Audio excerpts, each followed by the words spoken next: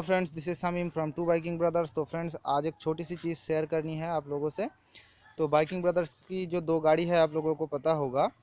तो उसमें से जो एक गाड़ी है, मतलब मेरे भाई की जो गाड़ी है, इस गाड़ी की जो इंजन है आप देख सकते हो। इस इंजन को कुछ दिन पहले, मतलब लद्दाख जाने से एक महीना पहले करीबन, हम लोगों को ये पता चला कि इसकी जो इंजन है इसमें थोड़ी सी प्रॉब्लम है। मतलब प्रॉब्लम ज़्यादा कुछ नहीं था, खाली प्रॉब्लम इतना ही था, इसकी जो पिस्टन था वो थोड़ा थोड़ा पिस्टन से जो है ऑयल लीक हो रहा था, हेड के ऊपर आ रहा था। तो इस वजह से जो है इसका इंजन हम लोगों को रीबिल्ड करना पड़ा। तो चलिए हम एक बार देख लेते हैं इंजन रीबिल्ड करने के लिए हम लोगों को क्या क्या चेंज करना पड़ा। तो आप देख सकते हो इसकी जो पिस्टन की जो दो साइड है, ये वाले साइड पे आप देखो ब्राउन कलर लगा हुआ है और ये वाले साइड जो है ये वाइट है। तो ये जो ब्राउन वाला साइड है, इस साइड से जो है थोड़ा थोड़ा करके इंजन ऑयल हेड के ऊपर जा रहा था, मतलब वॉल्व में जा रहा था।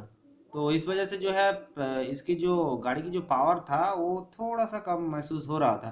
तो पहले तो पता नहीं चल रहा था, क्योंकि हम लोगों ने जो है एयर फिल्टर चेंज किया है और ऊपर से पावर केबल भी लगाया है, तो इस वजह से पावर की डेफिशिएंसी महसूस हो रहा था। तो पहले से तो हमें ये मालूम था कि इसकी जो पावर है गाड़ी की थोड़ा कम है और ऊपर से जो कंबशन है उतना बेहतर नहीं है। और ये भी पता चल रहा था जितनी बार इंजन ऑयल चेंज कर रहे थे तो इंजन ऑयल पूरा काला हो रहा था। तो इस वजह से हम लोगों को थोड़ा सा मतलब शक हुआ कि कुछ तो हुआ है। तो खोलने के बाद देखा ये हो गया, इस वजह से पूरा का पूरा इंजन ही खोलना पड़ा। तो बेसिकली जिन जिन लोगों को पता नहीं है ये क्या चीज़ है बता दूं। ये है एक्चुअली क्रैंक कनेक्टिंग रॉड, जो पिस्टन के साथ ऐसे कनेक्ट होता है और क्रैंक के साथ, इस साइड क्रैंक के साथ कनेक्ट होता है। तो इसमें प्रॉब्लम क्या हुआ, इसकी ये जो बियरिंग्स है ये केज बियरिंग होता है। मतलब इसके अंदर जो है आप देख सकते हो ये जो बॉल लगा हुआ है यही इसको रोटेट करने में मदद करता है।